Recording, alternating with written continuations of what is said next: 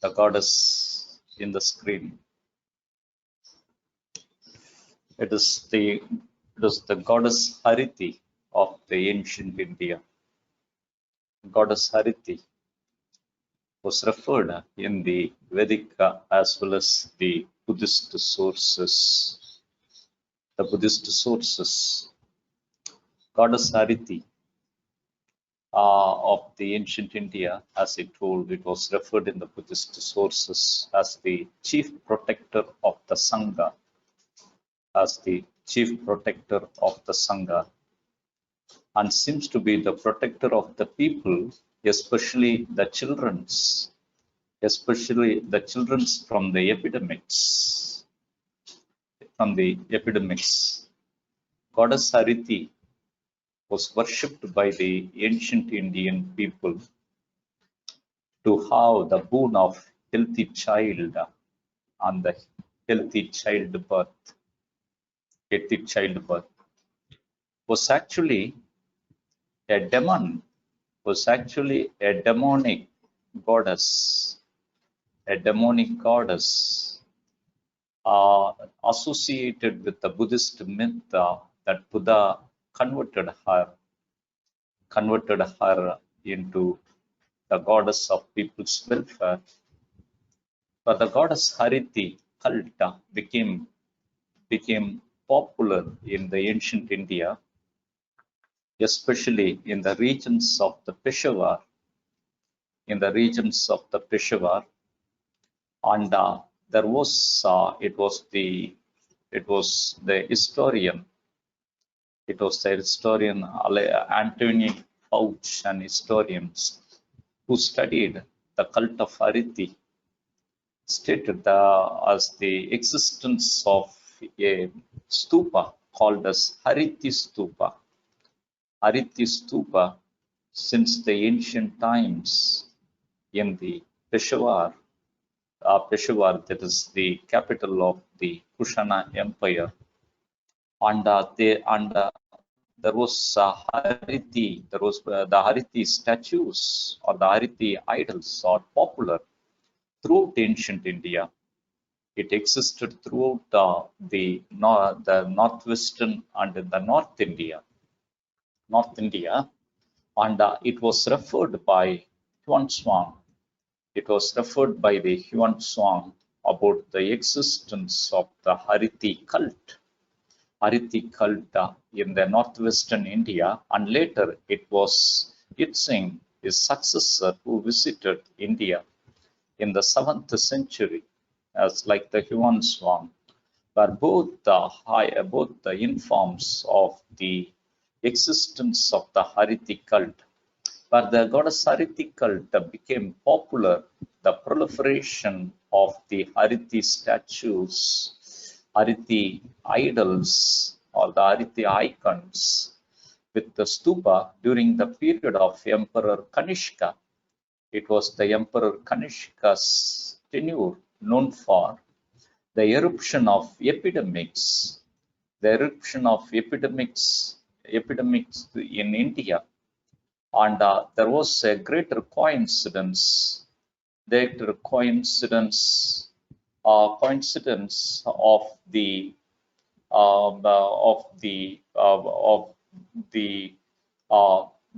bubonic plague, that infected the Romans in the 1st and the 2nd century. It was the 1st century infection of the plague of the Romans called as Justinian plague at the time of Emperor Justinian, where the Roman records states that the plague had its spread in the routes, in the seas, across the land routes, and across the mountain barriers, that the plague had its spread. And it was a greater coincidence between the event of epidemics in the Greek as well as in the South Asia, in which goddess Hariti, as a Yakshi god, goddess Hariti icons became very popular one, in the throughout the ancient India. This work of Anthony Fauch was of 1915.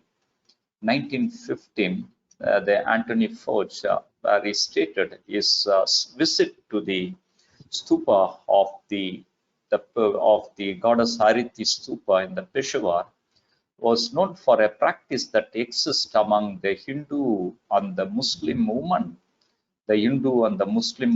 who gather the dirt, dirt around the stupa and collect those dirt in the amulets in their home, as in order to protect the children from the smallpox. It was the cult of goddess Hariti, diffused across the subcontinent in India, especially in the Deccan, especially in the Deccan, in which the historians and archaeological explorations in the Andhra Pradesh, especially in a place called as the Bojanakonda, Nagarjuna Konda, in which the same goddess Hariti idols exist there, and believed as the goddess protects the people from the smallpox, and they protects the people from the plague and the smallpox, especially as a kind of epidemics. And it was believed that those goddesses were all the fever goddesses, who cools the people at the time of the fever and get rid of the fever and the epidemic disease. Later it was diffused into the term the Amma, as in different names in the different regions, as the Peddamma, Yerukkamma, Periyapalayatamma, as the name has been diffused and diversely manifested in the different cultural settings. Where in the ancient India, the cult of goddess Hariti later diffused into various goddesses as the tantric gods, as well as the peasant goddesses and the tantric goddesses, in which the two important cult later became prominent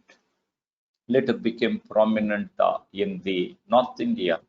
The two important cult in the North India later became prominent. One was Parnashabari,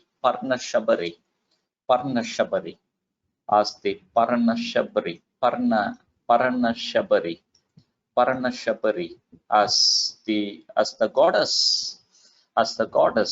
fever goddess, who protects the people from the fever, literally called as the Lady of Leaves, Vepillai Kari, as in Tamil it was stated, the Lady of Leaves, or the Goddess of the Leaves, which became very prominent one in the North India, as well as in the Deccan, where the goddess was offered with the neem leaves, and it was also prominent. The Parnashabari was prominent among the Tibet, and later it entered into the China. And the cult of Parnashabari, or the mother goddess cult, became prominent across India, Nepal, China, Tibet, as well as in Japan. There was a temple dedicated to the Japan as a reaction to the eruption of the epidemics in the 7th century. The temple dedicated to Parnashabari of the Japan was categorized under the UNESCO's list of World Heritage. UNESCO's list of World Heritage. But in the Eastern India, where the goddess Hariti cult in the Eastern India evolved into Sitala Devi. Sitala Devi was stated as she was riding on the donkey with a broom, and rid away and people, cleans the people by ridding away that fevers and the smallpox. And it was stated in the pedestal of the stupa as the Anton Fauci highlights, informs, the pedestal of the stupa has got the inscription, let the goddess to remove the smallpox from the earth and throw it to the sky. Throw it to the sky. Sitala Devi, that seems to be a diffused manifestation.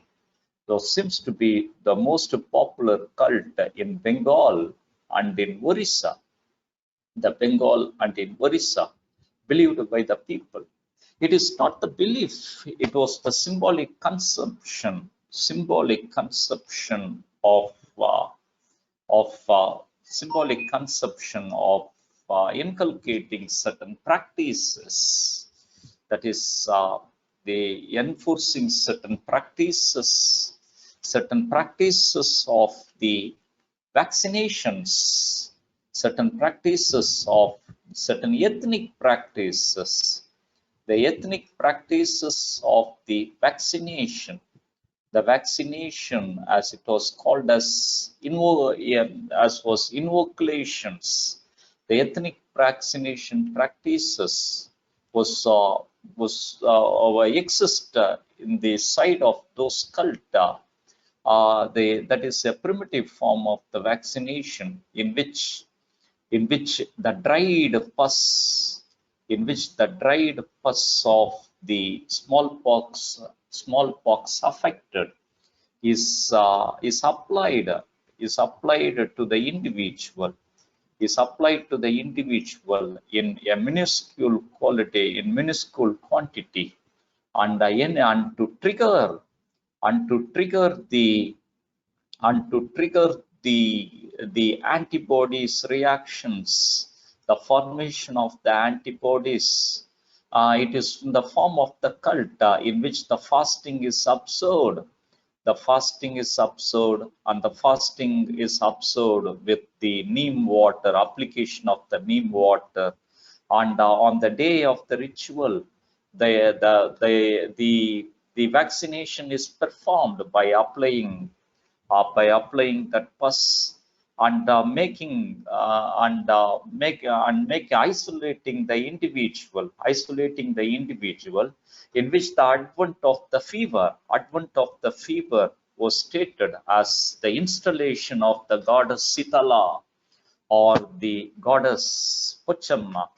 Goddess Pochamma entered into the individual body, and he was subjected to certain practices of cooling down with the neem water, coconut water, and with certain food. And it was stated that make him to relieve from the fever. That means as a symptom of antibody formation, and subjected him to the rituals that includes walking on the fire, walking on the fire, walking of the on the fire, as he was blessed by the goddess. Seems to be indigenous form of the vaccinations, in which the ancient Indian society has a great legacy of controlling the infectious effect of the microbial diseases, we came with the great tradition already, to adopt, to have some adoptive practices in order to contain the infections in the society. in which these practices, those beliefs and attitude to the diseases was reflected in our religious worldview, religious world, with the cult of goddess Hariti, with the children's, with the babies, that she protect the babies, stated that she protect the babies. The cult on the epidemics seems to be exist in India with a great historical traditions. For example, in the Benares, in the modern age, in the Benares, in the early 19th century,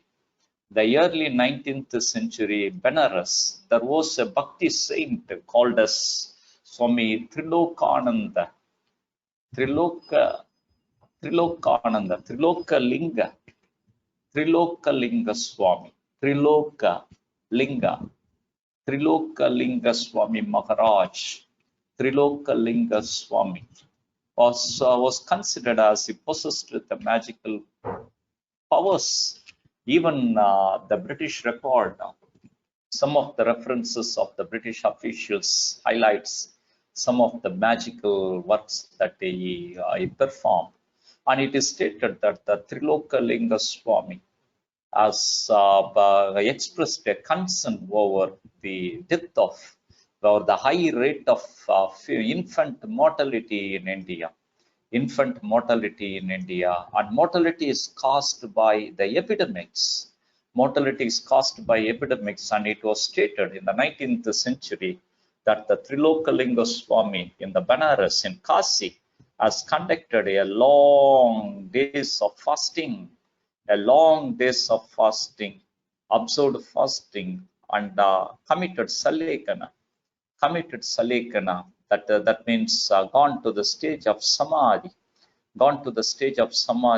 and requested his disciple to be buried in the land, such that belief that it could protect the infants more.